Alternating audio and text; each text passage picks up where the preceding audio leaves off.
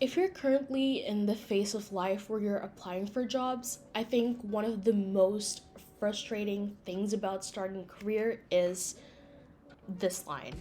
You need to experience to get a job, but you need a job to get experience.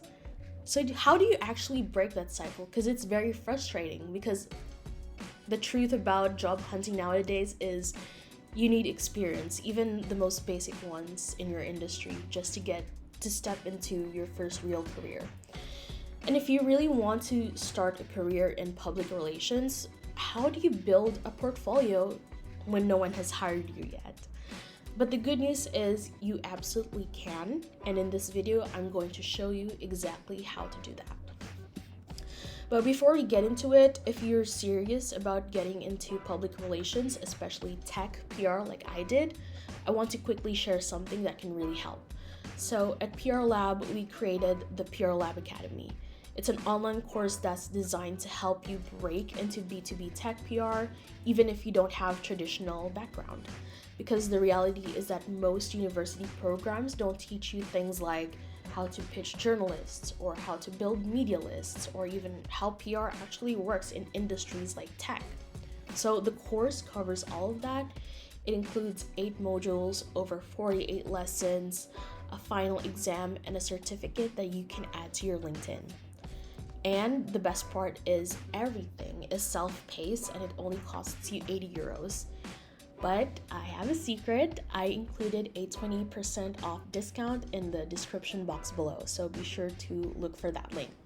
But essentially, this course is designed for students, junior professionals who want to break into tech PR, or literally just anyone who's looking to transition into public relations.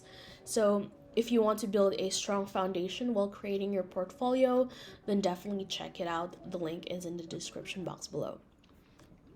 Alright, let's talk about portfolios. The most important mindset shift is recruiters are not looking for proof of employment, but they're looking for proof of your ability. They want to see, can you write? Can you research? Can you think strategically? Or can you even write a story? And the good news is that you can demonstrate all of that without ever having to do a PR job in the first place. The step 1 is to create mock projects. So this one is your secret weapon. You do not need a real client to build a PR portfolio. You can create your own. Think of something like this. Okay, you're not faking your experience, but you're showcasing your skills. You're being adaptable, you're being creative, you're being strategic. So these are the few things that you can create. So you can create mock press releases. You can either pick a real company or create your own fictional startup and then write a press release about if they have a product launch or a funding round or even a partnership with another company. So this really shows your writing skills, your ability to structure all of that, and also your understanding of PR formats.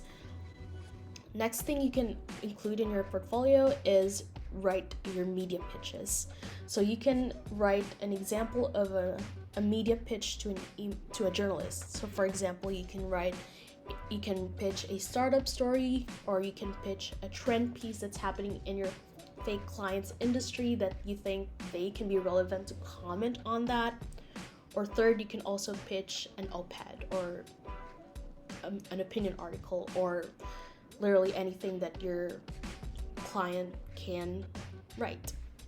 So this is incredibly valuable because pitching is one of the core skills in PR. Next is a crisis communication plan. Now this is where you can really stand out because crisis communications is very, very niche. You can create a scenario like, what if this brand faced backlash in social media?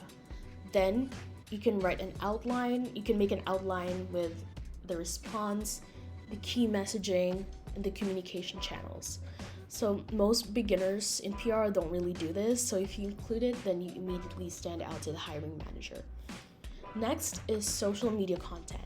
With social media, you can create a content calendar for a client, sample posts if you're into graphic design, and also simple visuals. The great thing about technology nowadays is with things like Canva, not a sponsored post obviously, but I love Canva. I use it almost every day. And you can just create simple graphics that go along with your social media with your mock social media content. So this really shows your creativity, your understanding of brand voice, and also your audience awareness. All right, step 2, volunteer your skills, and this is where you get real experience fast. If you want to go one step further, then offer your skills for free. I know that not everyone likes this idea, because I mean, who wants to offer things for free? But let me tell you that it really works. So you have to look for places like nonprofits or even student organizations, small businesses, or friends with side hustles. You can offer your service to them for free. You can help with writing press releases or managing their social media, or even promote a real life event for them. So now you have real work and real results for your portfolio. Step 3, use what you already have. So a lot of people think that, oh, I don't have anything to include, but you probably do. I mean, you probably have a lot of outputs from your university assignments, from your essays. If you're a blogger, you probably have some blog posts lying around on the internet. You probably have articles if you write in the school paper, or even research papers that you wrote for your senior year in college. So it really shows your strong writing, your critical thinking, and your analysis, and those really belong in your portfolio. If you have case studies, this is one of the best things you can add. It is very highly recommended. So if you don't know how to make a case study, then step 1 is to pick a brand and analyze their public relations efforts. For example, you can think of a company and think of like, how did this company handle a recent crisis, or how did a startup announce their funding? Then explain what they did well, what worked, and what you would have done differently. So this one really shows strategic thinking, which is really huge in PR. Step 4 is build your online presence. So even if no one has hired you yet, you can still position yourself as someone in PR. So you can start small by networking on LinkedIn, sharing your thoughts and campaigns, post your work, or also comment on industry news. You can also start a simple blog. I mean, a lot of blogs are everywhere, but it's still simple but powerful. So with your blog, it's essentially your owned media channel. So you can write about your thoughts on the latest PR trends, media stories, or campaign breakdowns. So this really shows initiative and genuine interest. Step 5, structure your portfolio properly. Now we have content. Great news! You need to present it well this time.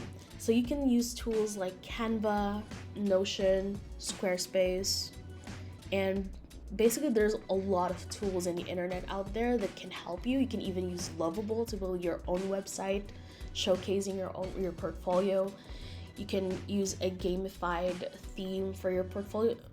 The world is your oyster, and technology nowadays really makes it easier for you to stand out. But you also have to keep it simple and clean.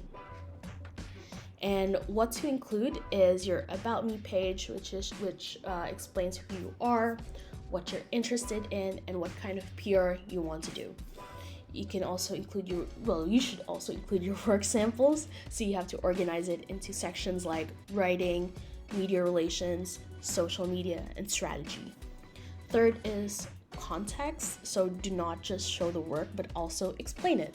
So alongside your work samples, you have to include a box of text on the side explaining the goal, your approach, and your target audience.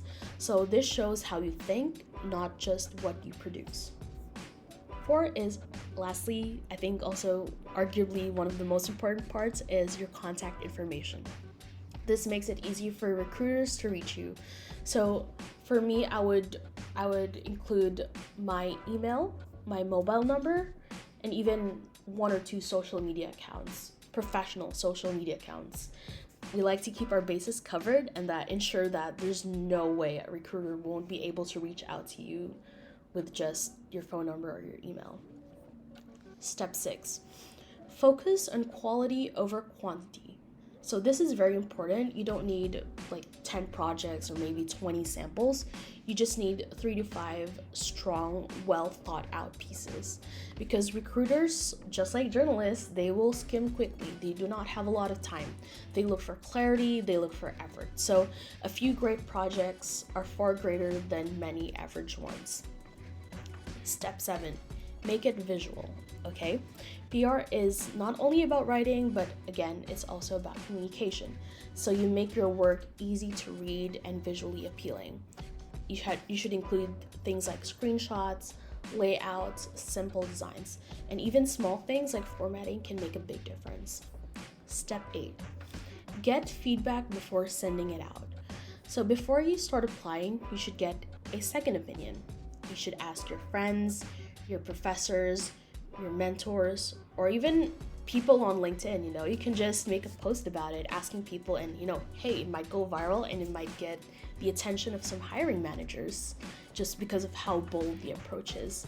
So they can help you spot mistakes, improv, clarity, and also refine your work. So if you take one thing from this video, let it be this, okay? You do not need permission to start building your PR career. You don't need a job, a client, or years of experience, but you just need to start creating. Because at the end of the day, a strong portfolio beats an empty CV every single time. If you found this helpful, please give this video a like and subscribe for more PR career content, and let me know in the comments if you started building your portfolio yet. And if you want a structured way to learn tech PR while building your skills, don't forget to check the PR Lab Academy. The link is in the description box below, and there's also a 20% discount that's happening right now. Thanks guys, this is Gigi, and I'll see you in the next video. Bye!